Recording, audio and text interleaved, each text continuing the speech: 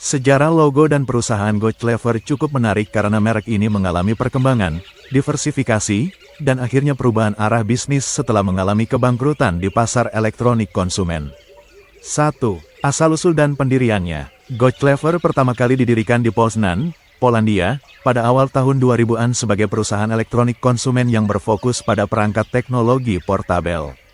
Pada masa itu, Eropa Timur sedang mengalami pertumbuhan pesat dalam sektor teknologi, dan Gojclever berupaya menghadirkan produk berkualitas dengan harga terjangkau bagi masyarakat Eropa Tengah dan Timur. 2. Filosofi logo awal. Logo awal Gojclever menggunakan tipografi modern dengan huruf kapital, GOCLEVER, yang ditulis dalam gaya minimalis dan futuristik. Huruf O ganda dalam logo dihubungkan dengan garis melingkar menyerupai simbol infinity, tak terhingga, yang mencerminkan slogan perusahaan, Infinite Invention, atau dalam bahasa Indonesia, penemuan tak terbatas. Makna filosofis logo ini menekankan visi Gojclever sebagai merek yang ingin terus berinovasi tanpa batas dalam bidang teknologi dan mobilitas cerdas.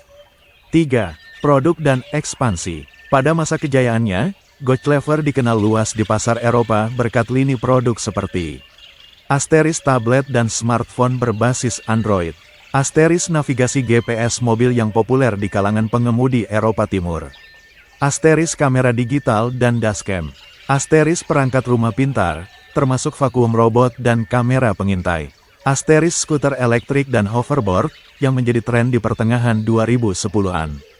Ekspansi mereka menjangkau beberapa negara, termasuk Republik Ceko, Slovakia, dan Italia. Merek ini dikenal karena keseimbangan antara harga dan fitur, menjadikannya pilihan bagi konsumen yang mencari teknologi murah tetapi fungsional. 4.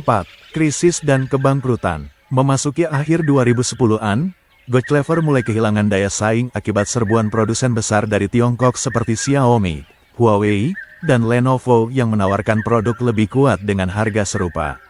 Pada akhirnya, Gojclever mengumumkan kebangkrutan di Polandia. Banyak pelanggan mengalami kesulitan mendapatkan layanan garansi setelah itu, menandai berakhirnya era merek Gojclever dalam pasar elektronik konsumen. 5. Logo dan identitas baru. Menariknya, setelah kebangkrutan itu, muncul entitas baru dengan nama yang sama, GOCLEVER, yang didirikan pada tahun 2019 di Lisbon, Portugal. Namun, perusahaan ini sama sekali berbeda bidangnya.